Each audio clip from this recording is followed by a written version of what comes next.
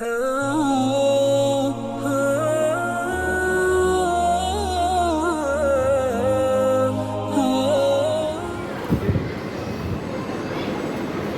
جو سینہ مجھے اللہ نے دیا ہے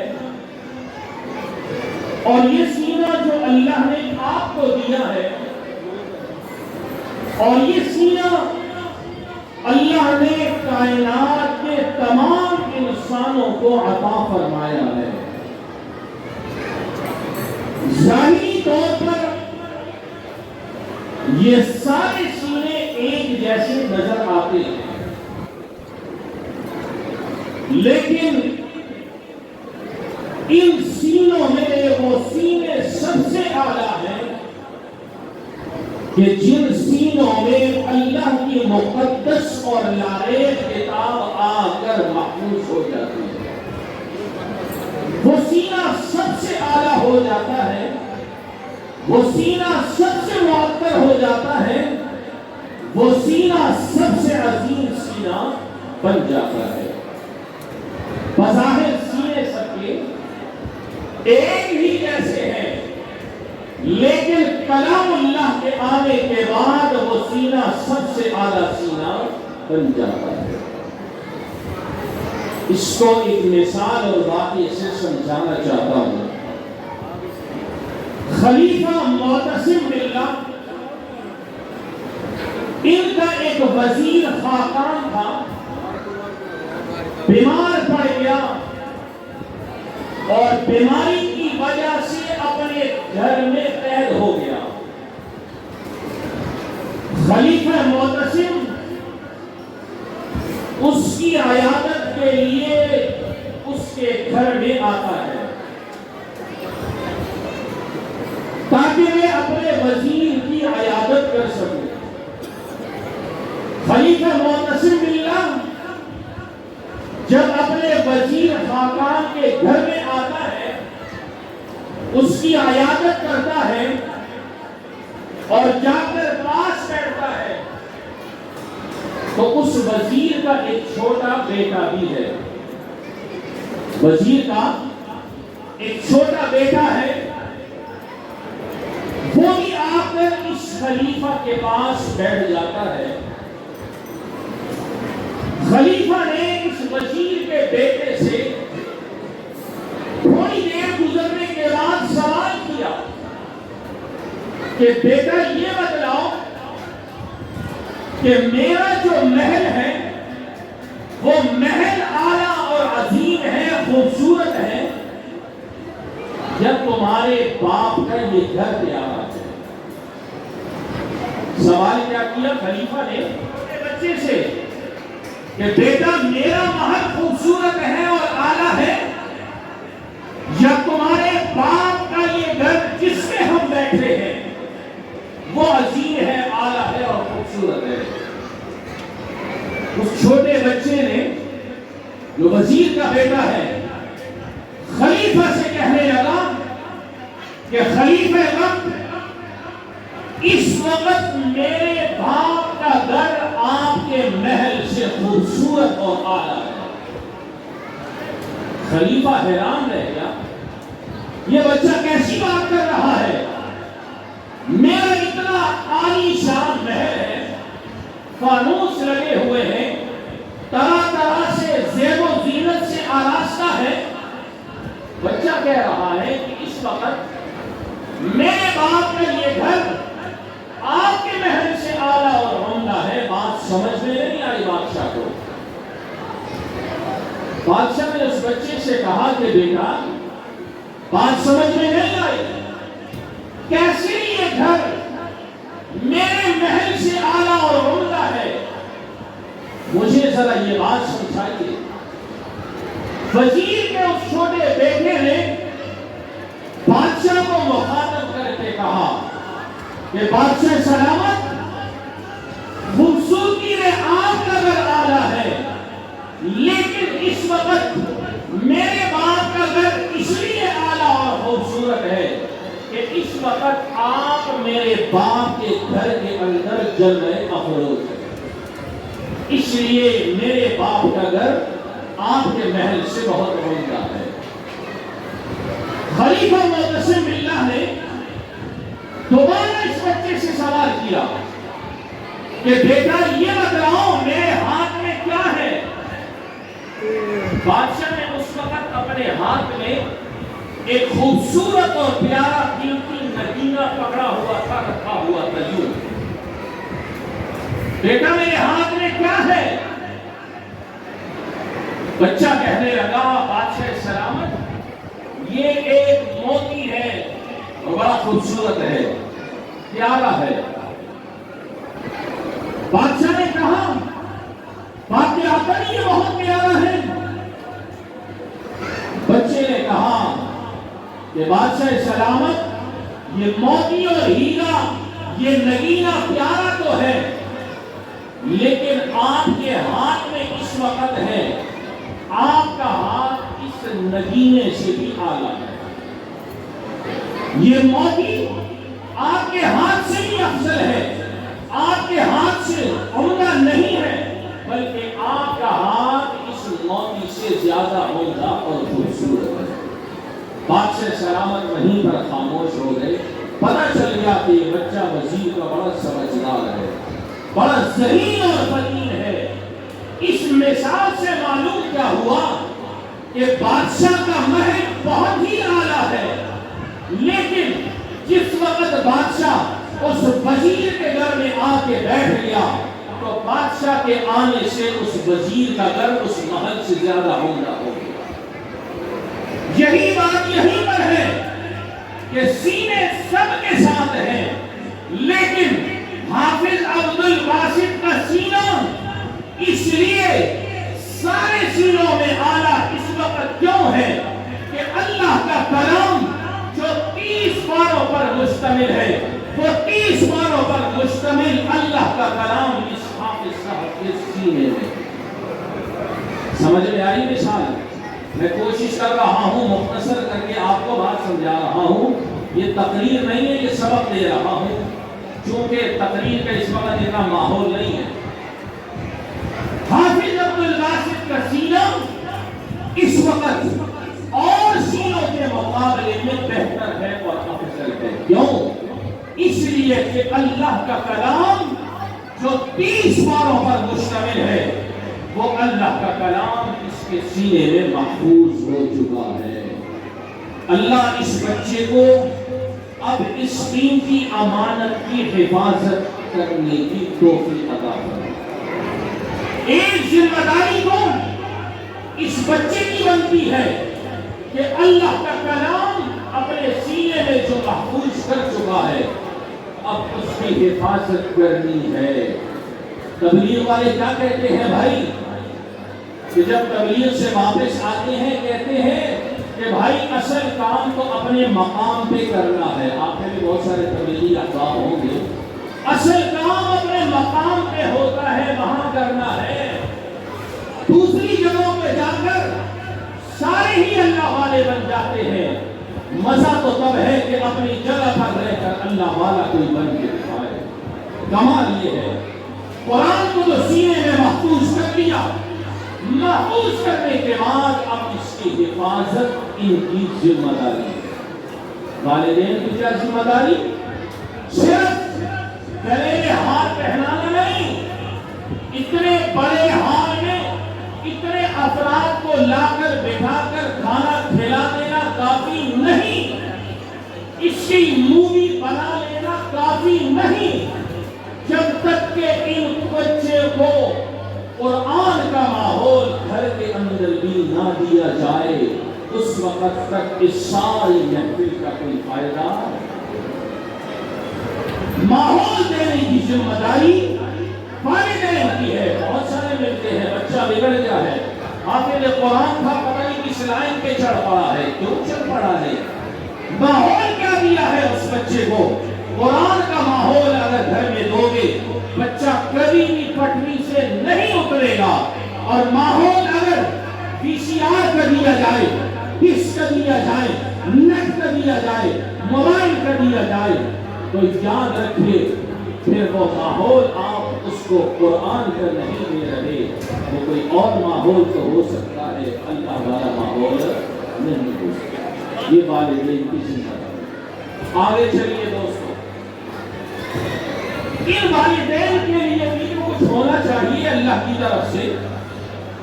آخر انہوں نے قربانیاں دی ہیں، محنتیں کی ہیں، ماں صبح سویرے اٹھتی ہے، بچے کو گھر سے نکالتی ہے کہ بیٹا اٹھو مدرسے جاؤ، قاری عبدالحمید قاسمی انتظار میں بیٹھے ہیں، کلاس لگا کے بیٹھے ہیں۔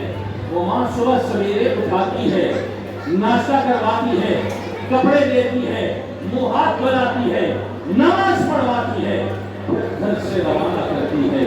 باپ موٹر سائیکل نکالتا ہے، کاروبار کے لیے باہر میں جاتا ہے، دکان کے لیے باہر میں جاتا ہے، موٹر سائیکل سٹارٹ کرتا ہے، بچے کو پیچھے بٹھاتا ہے، بٹھانے کے بعد قاری عبدالحمید کی کلاس پہ پہنچا دیتا ہے۔ آخر ان کو بھی کچھ ملنا چاہیے یا نہیں ملنا چاہیے؟ کیوں بھائی؟ ملنا چاہیے نہیں ملنا چاہیے؟ ماں بھی محنت کر رہی ہے، باپ بھی محنت کر رہا ہے، بارش نہیں دیکھ رہے، گرمی نہیں دیکھ رہے، سردی نہیں دیکھ رہے، پیٹرول کی مہنگائی نہیں دیکھ رہے، دیگر مہنگائی کو نظر انداز کر کے بچے کو قاری صاحب کے پاس لے جا کر اللہ کے کلام کو پڑھنے کے لیے پہنچا رہے ہیں۔ ان کو بھی کیا ملنا چاہیے؟ مایوس نہیں ہونا۔ اللہ کے حبیب کی حدیث ہے، فرمایا کل روز محشر 10 20 50 100 200 افراد نہیں، دنیا ساری کا مجمع ہوگا۔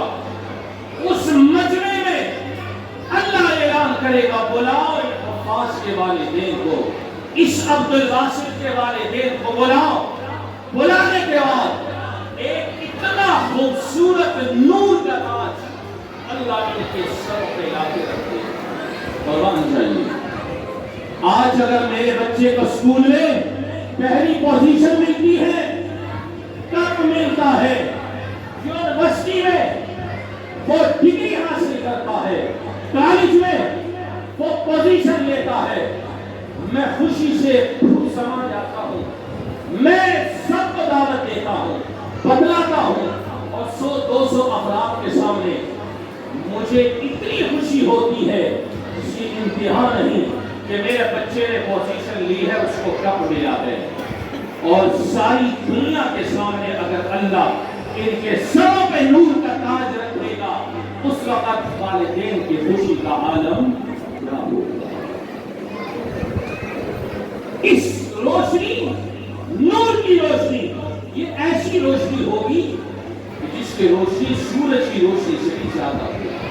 یہ اللہ ان کے سروں پہ تاج رکھ دے گا اور دنیا کے سارے لوگ دیکھیں گے یہ وہی عبدالباسط ہے، یہ وہی حافظ قرآن ہے جس نے دولتانہ کی مسجد میں بیٹھ کر اللہ کا قرآن حفظ کیا، سینے میں محفوظ کیا، اور آج اس کے والدین کو ساری دنیا کے سامنے سر پہ تاج رکھ کر دنیا والوں کو بتلایا جا رہا ہے کہ یہ وہ لوگ ہیں جنہوں نے اپنے بچے کو اللہ کے کلام کے لیے وقف کر دیا۔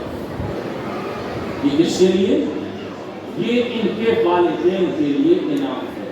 آگے چلیے، طبرانی کی روایت ہے، رسول اللہ صلی اللہ علیہ وسلم کا ارشاد گرامی ہے، فرمایا جس بچے نے قرآن کریم ناظرہ مکمل کیا، سنیے گا آپ کے ایمان تازہ ہو جائے، جس بچے نے قرآن کریم ناظرہ مکمل کیا، اللہ اس کے والدین کے پچھلے اور اگلے گناہوں کو معاف فرمائے۔ دوستو معمولی بات نہیں ہے، اللہ اس کے اگلے اور پچھلے گناہوں کو معاف کر دے گا۔ اور جس نے قرآن سینے میں محفوظ کر لیا، ان کے والدین سے اللہ کیا کرے گا؟ فرمایا انتقال کے بعد جب قیامت کے دن وہ والدین قبر سے اٹھیں گے، ان کا چہرہ ایسا روشن ہوگا جیسے چاند روشن ہوتا ہے، اور اس حافظ قرآن سے کہا جائے گا قرآن پڑھتا جا، وہ قرآن کی ایک آیت پڑھتا جائے گا، والدین کا ایک درجہ بلند ہوتا چلا جائے گا۔ دوسری آیت، تیسری آیت، چوتھی آیت، قرآن کی آیتیں پڑھتا چلا جائے گا، والدین کی درجات بلند ہوتے چلے گا۔ یہ والدین کی، اس حافظ قرآن کو بھی کچھ ملنا چاہیے بھائی. آپ تو اس بچے کے گلے میں ہار ڈال دیں گے, آپ اس بچے کو کوئی لفافے میں اس کو کچھ حوصلہ افزائی کے لیے انعام دے دیں گے, ان کو اپنے سینے سے لگا دیں گے. اللہ اس کو کیا انعام دے گا؟ اللہ کیا انعام دے گا؟ حقیقی انعام. وہ انعام عرض کیے دیتا ہوں. رسول اللہ صلی اللہ علیہ وسلم کا ارشاد گرامی فرمایا یہ اتنا خوش قسمت ہے, اتنا خوش قسمت ہے کہ اس نے جو قرآن پڑھا اور اس پر عمل کیا, اپنی زندگی میں اس کو لے کر آیا, اللہ اس کو کہیں گے قیامت کے دن کہ اپنے خاندان کے ان 10 افراد کا انتخاب کر لو جن پر اللہ نے جہنم کو واجب کر دیا ہے, جن پر اللہ نے جہنم کو واجب کر دیا ہے. ایسے 10 افراد کی سفارش کرو, میں اللہ تمہاری سفارش ان 10 افراد کے حق میں قبول کرتا ہوں. ویسے روایتوں میں تعداد اور بھی آئی ہے, روایتوں میں تعداد 10 سے زیادہ بھی ہے, کم بھی ہے, لیکن میں درمیانی بتا رہا ہوں. اس میں اتفاق 10 ایسے لوگ خاندان کے جس پر جہنم واجب اٹھائے گا, سفارش کرے گا, اللہ جہنم سے جنت میں ڈالے گا. آج اگر ہمارا کوئی رشتہ دار, دوست, احباب کسی سرکاری محکمے میں لگ جائے, ہم ساری اس کی محنتیں کرتے ہیں, یار میرا یہ کام ہے, میرا یہ کام کر دو. نادرا کے اندر لگا ہے, میرے سارے یہ حل کر دو. پاسپورٹ آفس میں لگا ہے, میرا یہ مسئلہ حل کر دو. میرا بھتیجا ہے یار, کسی اور دفتر میں افسر لگا ہے, میرا یہ مسئلہ حل کر دو. کل قیامت کے دن بھی جب وہ دیکھے گا یہ حافظ ہے, اختیار دیا گیا ہے, اس کی طرح کے لوگ لگے یہ دوڑیں گے کہ میرا مسئلہ حل کر دو, جہنم واجب ہے, مہربانی کر کے مجھے یہاں سے اٹھا کر جنت میں ساتھ لے. یہ کس کے لیے پروٹوکول ہے؟ یہ پروٹوکول اور 10 افراد کی سفارش اس حافظ قرآن کے لیے. یہ کوئی معمولی بات دوستو نہیں ہے. اس لیے اگر جتنے بھی یہ بیٹھے ہیں ایک ایک بچہ اپنا اگر اللہ کے کلام کے لیے دے دو تو دوستو کل روز محشر آپ کا سر کی بلندیوں کو چھوئے گا, آپ کے سروں کے اوپر بھی ایک تاج ہوگا. آج اس بچے کو دیکھ کر بھی کتنے لوگوں کے دلوں میں یہ بات آ رہی ہوگی کہ کاش آج میرا بچہ بھی حافظ قرآن ہوتا, اس کی بھی دستاویزی ہوتی, اس کو بھی لوگ سینے سے لگاتے, میری خوشی کی انتہا ہوتی. کل روز محشر یہ چیز آپ کو پریشان کرے گی کہ کاش میرا بچہ بھی حافظ قرآن ہوتا. آج اللہ رب العالمین نور کا تاج میرے سر پہ بھی رکھ دے. یہ حافظ قرآن والدین کا عرض کر چکا, اس کا عرض کر چکا ہے. اب ذرا آگے چلیے مختصر. ان والدین پر اپنی اولادوں کی ذمہ داری دینی حوالے سے مرنے دم تک ہے, یہ ختم نہیں ہوتی. دنیا سے جب آپ جا رہے ہو آپ کا دل مطمئن ہو کہ میں اپنے بچوں کو جو پیچھے چھوڑ کے جا رہا ہوں, یا اللہ تیرا شکر ہے کہ میرے بچے دین کے اوپر قائم اور دائم ہیں, میرے بچے قرآن پڑھنے والے ہیں, قرآن سینے سے لگانے والے ہیں, قرآن کے مطابق زندگی کرنے والے ہیں, قرآن کے مطابق فیصلے کرنے والے ہیں. آپ جب دنیا سے جا رہے ہوں آپ کا دل مطمئن ہو. کیسے مطمئن ہو؟ یہ ذمہ داری آپ پر مرنے دم تک ہے. آخری بات عرض کر کے بات مکمل کر رہا ہوں. ام کنتم شہداء اذ حضر یعقوب الموت. جلیل القدر نبی حضرت یعقوب علیہ السلام کا جب انتقال کا وقت قریب ہوا, یہ قرآن کریم کہہ رہا ہے, بڑے نکتے کی بات ہے, سمجھیے گا, بات ختم کر رہا ہوں. ام کنتم شہداء اذ حضر یعقوب الموت.